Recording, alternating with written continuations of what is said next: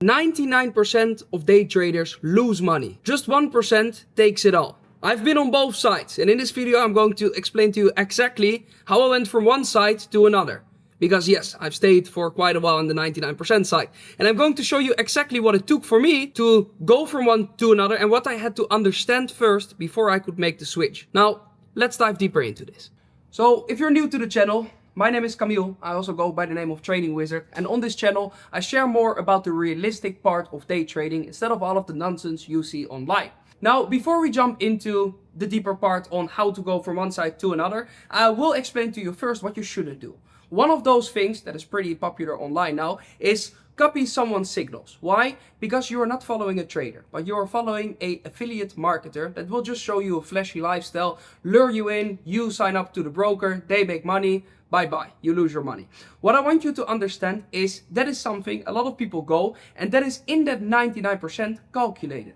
When you're looking at the saying, 99% of the people lose money, I want you to understand that people call themselves a trader pretty quickly.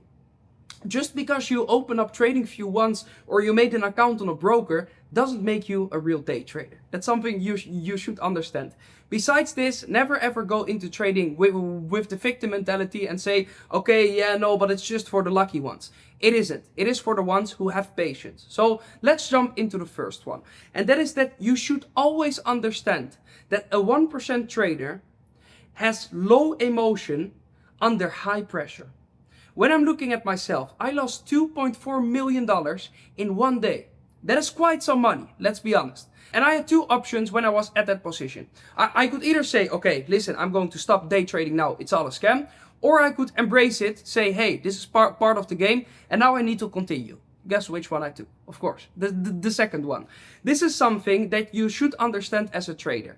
Trading is something that requires a lot of emotional energy, okay? When you're looking at this, I want you to understand that there are multiple ways in order to fight this. For example, when you're looking at trading, one of the biggest problems is people they trade with money that they cannot afford to lose. When I went from one side to another side, it was mainly because I said, okay, in the beginning stages, I'm going to trade with money I can actually afford to lose. And what did I say? I am going to reduce my position size in order to understand the markets better. This is when I went 20 times harder. When I just said, okay, instead of going all in to make it, let me understand the game first. So I reduced position size, so it didn't hurt anymore, and I became a low emotional trader. Okay? So you can literally force yourself in. How? By reducing the size. Same goes by reducing leverage. In the beginning stages, I liked high leverage. Why? Because it directly showed me, oh, I'm heavily in profit. Only problem, you can go heavily to the other side as well. Again, by reducing the position size, you already reduced a lot of the financial losses. But besides this, by reducing the leverage, you have a lot more ease in trading as well. So when I'm looking at point one, being a low emotional trader during high pressure, how can we fight this? Smaller position size, lower leverage. Now let's go to point two. Point two is that you need to fight with data instead of emotion. When you're looking at my chart here, the only thing you see is that I marked out ranges on my chart, okay? I'm a range trader. If you want to understand more about what actually range trading is, just go to my bio where I literally explain to you exactly in my free school what range trading is. But the reason why I went for range trading is because it cuts out all of the emotion.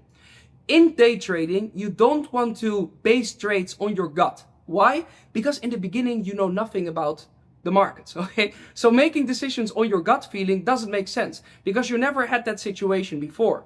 This is something that you need to understand in trading. I want you to understand that you need to look at the data instead of the emotions. You need to have a strategy for this. So when you're just starting or when you're already trading for a while, but you're strategy hopping, make sure, or at least that was something for me, when I said I'm going to focus on one strategy, everything became better. Now there's a saying from one of my favorite books, that is this one. And I literally, from this book, bought the first edition. Look at this, with his signature. Yeah, very cool. Besides this, okay, there is a saying in this, and it's called focus. Yes? Follow one course until successful. That is what you should do in trading. Follow one course, so your strategy, until successful. A lot of people, they stop with their strategy after 2 to 3 months because they think, okay, it doesn't work.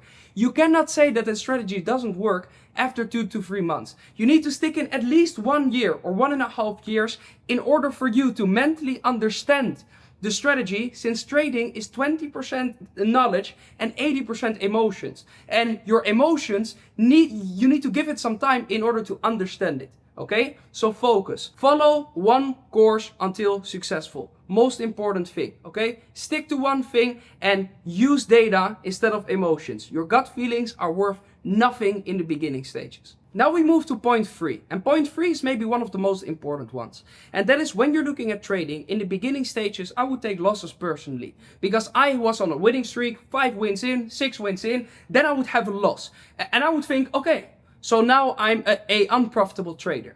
This isn't true. I want you to understand, when you're looking at trading, trading is all about probabilities. So when you are trading, you need to understand, if you're right 7 out of 10 times, okay, or let's say 9 out of 10 times, then there will still be 1 time or 3 times in that 10 where you are going to lose. You don't know if it's going to be the first time, the second time, the third time, or the fourth time, but in there somewhere you will lose.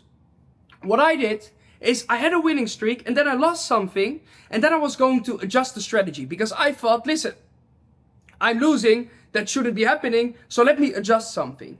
Never ever do this. Only look at like your trades in batches. So for example, take 20 trades and then you are going to see, okay, what happened in there. Don't just randomly say after one loss, okay, I'm going to throw it all away. One of my favorite books about this, I mentioned it multiple times in my YouTube channel, is Fooled by Randomness, where they explain the importance of understanding probabilities in trading. Again, if you want to understand trading more, go to my link below, where I literally explain exactly how I make money in this space in a realistic way, how I use the money that I made, and how I make it when I'm looking at the markets. So in ranges, okay?